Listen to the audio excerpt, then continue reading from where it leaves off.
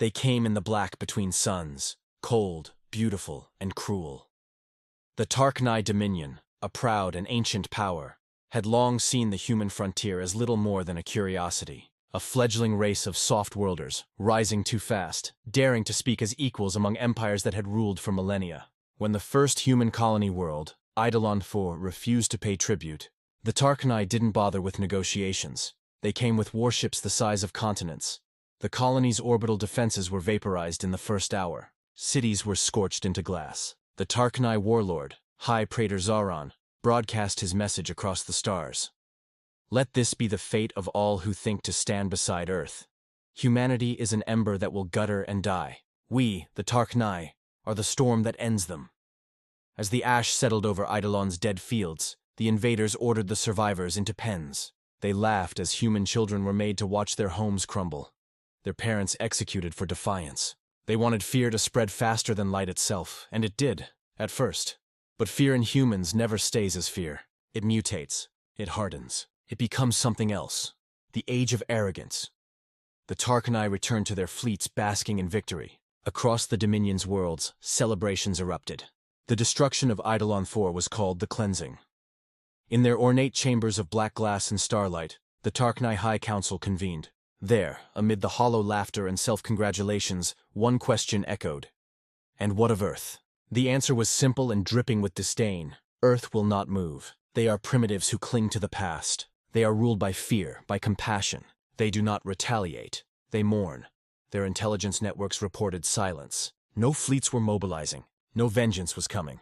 The humans, it seemed, were simply grieving. Zaron, drunk on his triumph, paraded the surviving humans as trophies. He broadcast holovids of their despair into the galactic net, mocking the children of Terra who thought themselves a rising power. In his arrogance, he even declared, "The Earthborn have hearts too fragile for empire. They will fall as all weak species do. We have doomed them." The galaxy watched. Many believed him. The silence from Earth was chilling, but comforting to those who wished to believe the humans would stay quiet. No vengeance came that week, nor that month, nor the next, until the silence broke. The day the stars trembled, it began with whispers. A Tarknai patrol vanished in the Kilos Nebula. Then another. Communications outposts went dark one by one. Merchant convoys reported strange readings. Massive gravity wakes moving through void space, but no ships visible. On the galactic comms net, a transmission cut through the static. "Untraceable but unmistakable. We heard your verdict. Now hear ours." Every channel, every device, every relay, human or alien, received it. 3 seconds later, every Tarknai military frequency went dead. Jammers, counterjammers, encryption, all failed. From the edge of Sol's sphere came the first sighting. A fleet emerging from hyperspace, not in formation, but in silence. No banners, no broadcasts. Just ships, black-hulled, angular, bearing no insignia but a single symbol burned onto their plating: Terra.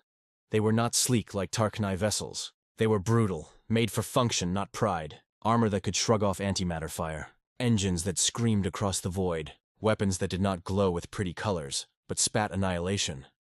The humans had built something during their silence. Something monstrous.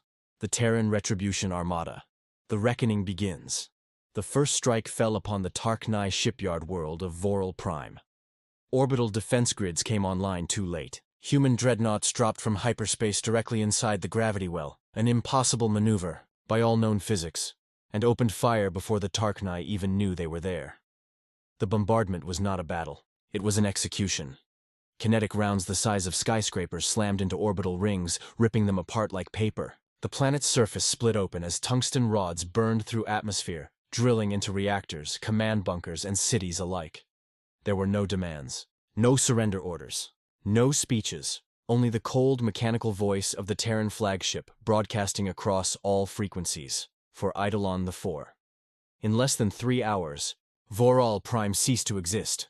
The Tarknai fleet dispatched to intercept them. 42 capital ships found only wreckage. Their last transmission was a panicked scream. "They aren't fighting fair. They..." Static. The signal died. By the time news reached the Dominion's core, 3 more worlds were gone. The Terrans didn't fight for territory or conquest. They struck like surgeons, cutting out the heart of the Tarknai war machine with cold precision. Factories, supply depots, command worlds, gone, and then Earth finally spoke. the voice of retribution from Sol. A single transmission pulsed across the hyperlanes, a recording from Admiral Helena Voss, commander of the Terran Defense and Retribution Command. Her face was calm, her tone colder than space itself. To the Tarknai Dominion, you declared Earth doomed. You took our people. You made children watch their skies burn. You mistook our silence for surrender. It was mourning. It was preparation. You ended 10,000 lives. For that, we will end 10,000 worlds. This is not war. This is justice. And with that, humanity's fleets expanded outward. Entire sectors turned dark as Terran stealth cruisers deployed blackout fields.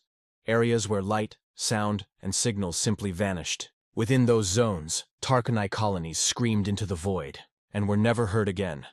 The galaxy watched in horrified fascination. The same species once mocked as too emotional now fought with machine precision. They did not conquer. They erased. The fall of the Dominion. In the third month of retribution, the Tarknai capital world, Oralis, was surrounded. Thousands of human ships appeared in perfect formation, each one bearing the scars of war, each one silent. The Tarknai Grand Fleet assembled to meet them. It was the largest armada ever gathered in known space, 5,000 warships strong. The humans had less than half that number.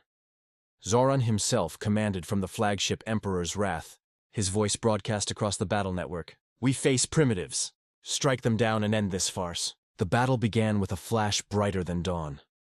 Tarknai cruisers surged forward in formation, firing energy lances that could tear moons apart. But the human ships didn't flinch. They advanced. Shields melted, armor flaked, and still they came. Then, at once, the human counterstrike. Each Terran vessel unleashed what the galaxy would later call the Earthfire. Experimental fusion weapons, shaped and contained until detonation, erupted in synchronized patterns. The Tarknai line didn't just break, it ceased to exist. The space around Oralis turned white-hot, filled with expanding shockwaves and burning debris. Zoran's voice turned from command to disbelief. How? How can they still fight? We destroyed their worlds.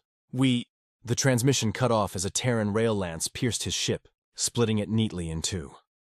From the bridge of the Terran flagship TDS Vengeance, Admiral Voss gave her final order: commence planetary verdict. Thousands of orbital rods fell like rain. The crust of Oralis cracked open. Its oceans boiled. Its sky burned red, then black. In one night, an empire died. The aftermath, the silence returns. When the fires faded, only silence remained. The surviving Tarknai ships, those that had fled before the battle, sent fragmented reports. They spoke of fleets moving like phantoms, of human ships materializing inside defense perimeters, of weapons that ignored shields and armor alike. They spoke of Earth's wrath made manifest, and then even those voices went silent. Weeks later, the Galactic Council sent emissaries to what was once the Tarknai Dominion. They found ruins, not occupation, not scavengers, just ruin. The stars themselves seemed dimmer there, as if the void had swallowed light out of respect. On the edge of a shattered world, a beacon pulsed. It carried a single message, looping endlessly in every known language. Here lies the cost of arrogance. Humanity forgives much, but never forgets. Never again declare Earth doomed. Epilogue. The whispered fear centuries later. Traitors and soldiers alike still tell the story in hushed tones. They call it the Night of Earthfire, the Silence of Sol, or simply, the Reckoning. Even now, the galaxy remembers the warning written in flame. Do not mistake humanity's silence for peace. Children of other worlds grow up hearing that phrase. When alien warlords speak too loudly of conquest, someone always reminds them, the humans waited once. They could wait again. For in every dark corner of the galaxy, the tale endures. The story of how one empire declared Earth doomed and found only their own graves. And so the silence returned, calm, patient, eternal, because Earth no longer needed to roar to be feared. Its vengeance had become legend, and legends never die.